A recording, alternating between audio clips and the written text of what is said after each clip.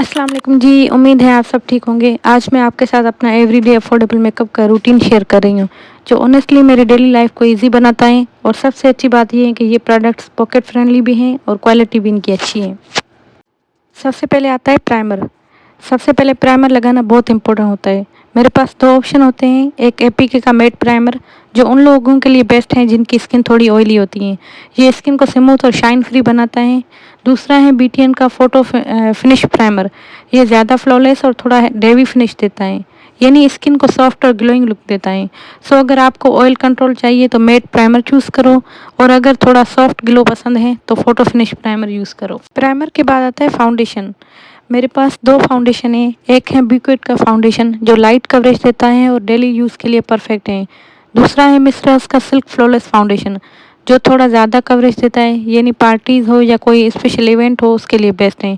ये स्किन पे बहुत स्मूथ और फ्लॉलेस फिनिश देता है। अब फाउंडेशन के बाद आता है कॉम्पैक्ट पाउडर। फाउंडेशन सेट करना बहुत इंपॉर्टेंट है, वरना मेकअप स्लिप हो जाता है। उसके लिए मैं कभी O2O का कॉम्पैक्ट पाउडर यूज़ करती हूँ और कभी बॉब का कॉम्पैक्ट। दोनों ही स्किन को मेटिफाई करते हैं और मेकअप को फ्रेश रखते हैं, स्पेशली गर्मी में बहुत हेल्पफुल है। लेकिन अगर आप मेरी सजेशन चाहते हैं कि दोनों में से कौन सा अच्छा है, तो फिर मैं आपको O2O का सजेस्ट करूँगी, वो ज़्यादा अच्छा है।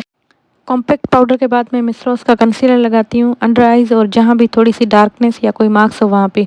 ये फेस को फ्रेश लुक देते हैं। मेरा पर्सनल टिप है कि कंसीलर जब भी लगाओ तो थोड़ा सा सेटिंग पाउडर या कॉम्पैक्ट पाउडर से आप उनको सेट कर लो, ताकि कोई भी क्रीज लाइन ना हो आँखों के नीचे। फ्रेश लुक के लिए मैं ब्लश लगाती हूँ। मुझे दो ऑप्शंस पसंद हैं, एक ब्यूटी फलन का ब्लश जो बहुत नेचुरल और हल्का फ्रेश पिंक सा लुक देते हैं, और जब थोड़ा ज़्यादा कलर चाहिए हो तो मैं एट्यूड का ब्लश लगाती हूँ, क्योंकि उसका पिगमेंटेशन थोड़ा स्ट्रॉन्ग है और अच्छा रिजल्ट देता है। आइज़ के लिए सबसे पहले मैं मस्कारा यूज़ करती हूँ।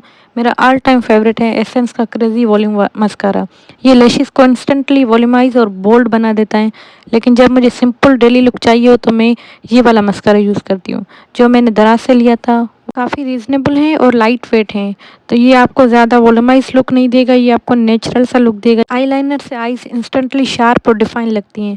मेरे पास दो ऑप्शंस हैं, एक है फेसिट का आईलाइनर जो इजी टू अप्लाई है और थिन लाइन के लिए परफेक्ट है, और दूसरा है 36H लाइनर जो लॉन्ग लास्टिंग है और मुझे थोड़ा बोल्ड विंग लुक चाहिए हो तो मैं ये यूज़ करती हूँ।